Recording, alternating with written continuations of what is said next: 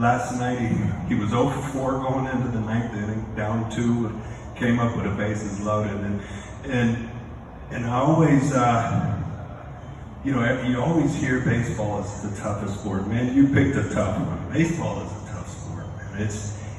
It's not a talent sport.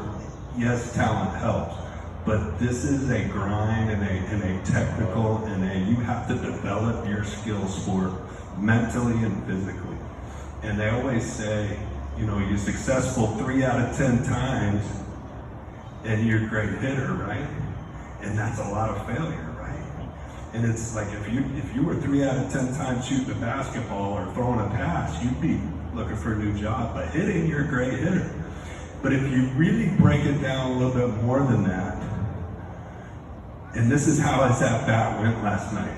I'm dad. I'm like, he's 0 for 4, He's 0 for 4 the day before, and you've been there, I'm sure. And I'm a little nervous for him. Right off the bat, he gets 2 strikes on him. And then he fouls off 8 pitches. And then he bloops a single down the right field line to tie it up. And then, of course, Vladimir Guerrero Jr. wins the game like he's been doing, right? But I thought to myself, 3 out of 10, huh? So here's a kid who fouled off 8 pitches and then got a hit. That's 1 successful swing out of 8 swings in that one at-bat. That's 7 failed swings, and then 1 successful just in that one at-bat. So if you think it's 3 out of 10, you don't really understand this game. It's more like 10 to 15% success in this game to be successful offensively. It is tough. You gotta be so tough here. Here is where you gotta be tough.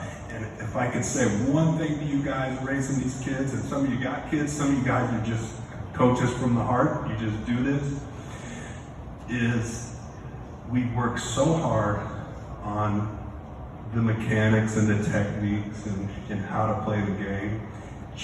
And you hear it on MLB tonight, all the percentages and all this and that, but we just forget on developing this. And when I watch my kids play, I'm like, the things I regret not teaching more were this part of the game, on how to handle that failure and success and how to grind through. And when, in the end, failures, Ted Williams once said this, and in a great book, by the way, I would get all your kids, if they're hitters, and even pitchers, is The Science of Hitting. It's a hitting book written by the greatest hitter ever, Ted Williams. I actually had breakfast and dinner with Ted Williams, and it was the coolest thing I think I ever did. And he talks, and that book holds true today. It's almost like he was an analytic guy back in whenever he was 50s, 60s.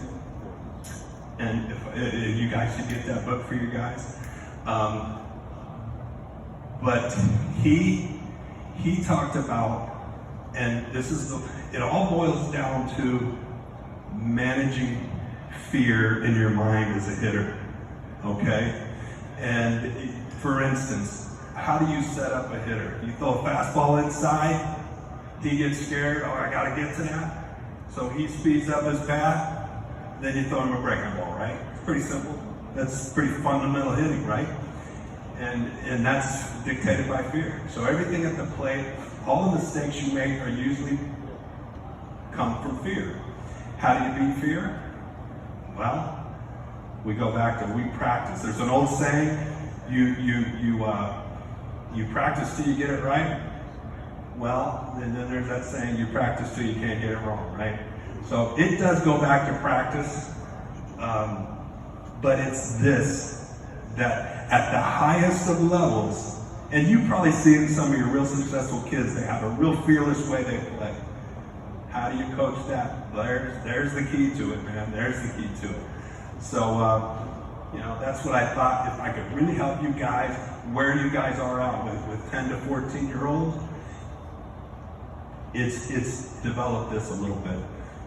Spend some time on it. But so you got questions for me? Hello? There we go.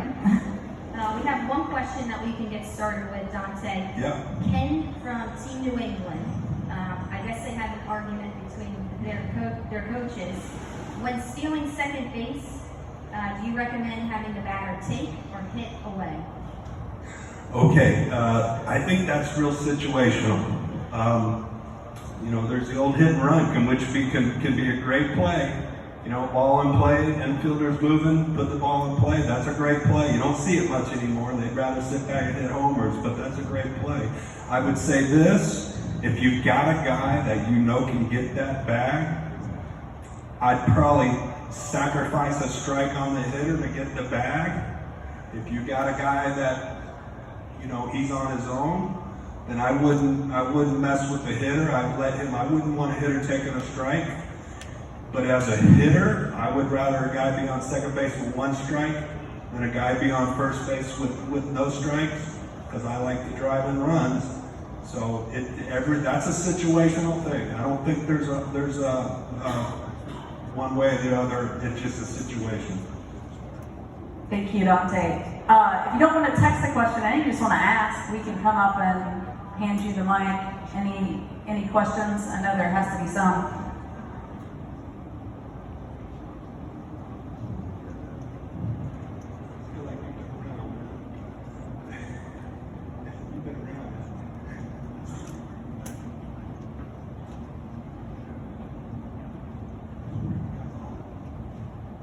Real quick question.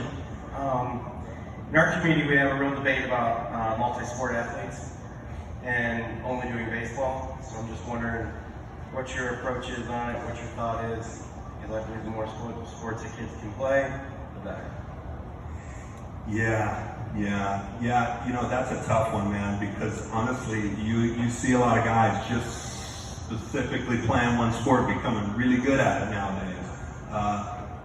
I think you got to take some time away from baseball and do something else. My boys, I tried to make my boys tennis players. The reason I tried to make them tennis players is because they write their own lineup. There's no politics in tennis. You know, you're the only guy on the team, and you don't, you know, coach can't set you or move you down in the lineup. And I said, you know what? It's a great sport. Plus, I get to hang out at country clubs, you know, instead of the hot, you know, these complexes. But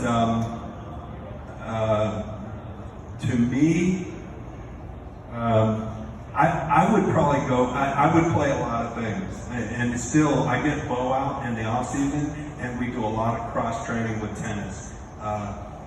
So I would pick an individual sport, maybe a team sport, something like that. I mean, everybody's different, but I think you gotta develop the athlete and the mind, and if you can, and then you gotta work really hard on hitting. Like, you can't take a lot of time off hitting.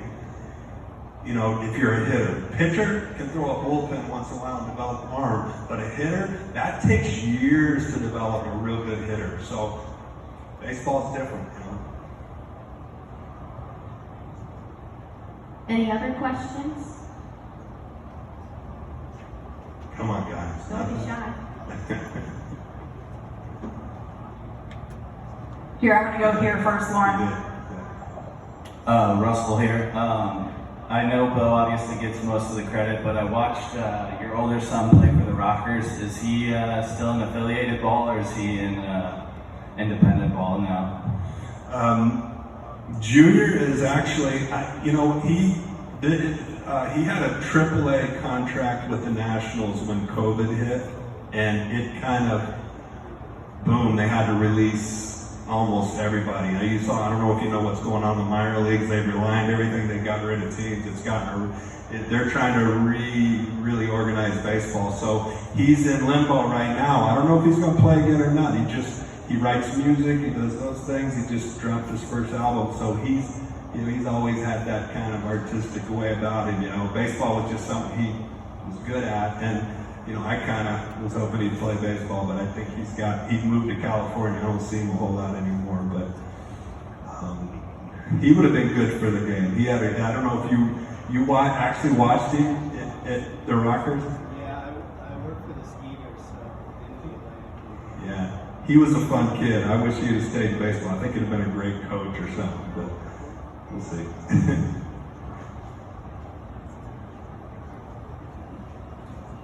We're a middle D2 team, travel.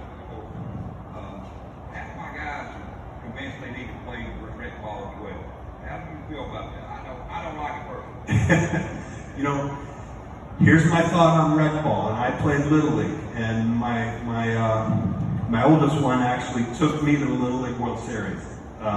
And I thought it might have been the most fun thing I've ever done on a baseball field, more than even playing the big leagues. He took me there. He was one of those big pitchers at 12. He never pitched after that again. But I would say this, when you play rec ball, it's a great opportunity for the kid to learn how to be a leader, because rec ball is not near the same level, right?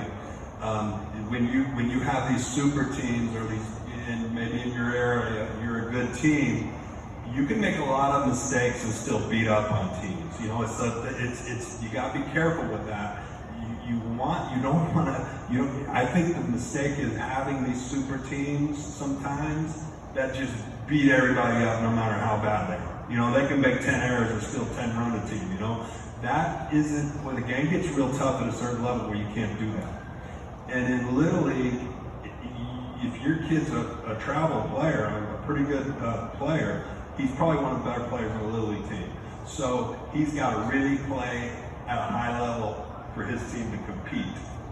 And he's got to lead a little bit, because those rec players are not as into the game. So there is an advantage to playing, but again, you can play too much baseball, I think, you know. So definitely he's going to get more out of the competition at playing what you guys are doing, but there is advantages to the travel ball. Everybody used to say the same to me, don't play, it's not worth it. I always felt there were some intangibles learned in rec ball.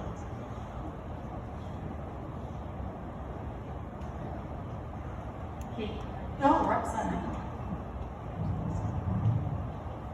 One big thing now in sports, especially, is reclassification for school ball. Repeating a grade to hopefully end up going to school or somewhere else. What are your thoughts on that? It can backfire on you. It can be the greatest thing that you did. I've seen a player that if he would have stayed in his class, he would have been a top 10 pick. He was every bit 95, 96 miles an hour coming out. And his dad said, you know what, if I leave him in a year longer, and he was young for his age, then he'll be that much better. Well, he hurt his arm, and he lost control, and he had to go to college, and he ended up a 7th rounder. And that's not a bad thing. You're gambling with that one. Now, if your kid is just a serious late bloomer, that might help you, okay? It depends on what your end-up goal is. If your end-up goal is to play professional baseball, I'd be real careful reclassifying, because scouts are really good at what they do. I scout, actually. I can project a kid, all right, he's going to fill out, get bigger and stronger, those actions work. That arm is easy, 86, 87, it's going to blow up. I know what that's going to be in a couple of years. As opposed to a kid that's maxed out, he's already got a beard, he's full grown, that's what he's got, maybe it's good enough or not. They do a real good job. So I'd be careful reclassifying. It works in some cases. In other cases, it can backfire on you. But scouts love, this is a big one, and I don't think we realize how big this one is. If you're talking about pro ball, scouts love the younger players. Those guys, 1 year in a development, even at 23, 24, 25, 1 year of development is huge in baseball, huge. Like I said, hitters take so long to develop that in 1 year, the guy's a different player.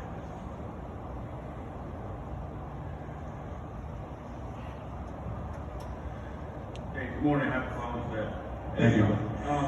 So you were talking about being a scout. So now MLB has changed that to 10 rounds now instead of the way it was, this ridiculous amount. What kind of impact do you think that has? Because the way I see it is that it kind of affects high school kids more than it does the college. It affects the college kids too.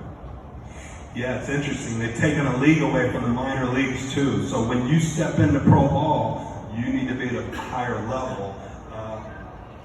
And they're also, MLB, if you know, they've actually started working with independent leagues now. They are running the independent leagues now. I think what you're going to see is a lot of, yes, it affects both high school and college. but you're going to see some of those college signs actually go to independent ball instead of go and be, it's going to be good for them though in a way, because they usually go and they're the fourth outfielder or they're a backup player in a minor league team because the prospects are, they need players there for their prospects to play, right? Well, now they're going to go to an independent league and they're going to play. So you're going to see guys come out of independent leagues that are real players because they developed in an independent league because they weren't drafted. And then all of a sudden when you take them from that independent league, they're going to be real guys. They're going to come into your organization and play because they proved it in an independent league. So there's a lot of good things to that, I think. I think we've got too many guys in the minor leagues. If they do it the independent way, it's just like that. I don't know, in basketball they have that league before, after college that everybody goes to, but it's not, it's something like that. But I think it'll be good in the end. I do. Dante, we have a question here. Yeah. Hey Dante, what do you think the biggest changes are, good or bad, from when you played to the players today? Thank you. Yeah, oh man, I can tell a lot of you guys might have remembered me playing. Some of you guys are in between me and my son, which is, you're probably a part of the changes. You guys did it. There's some good changes. The athletes are incredibly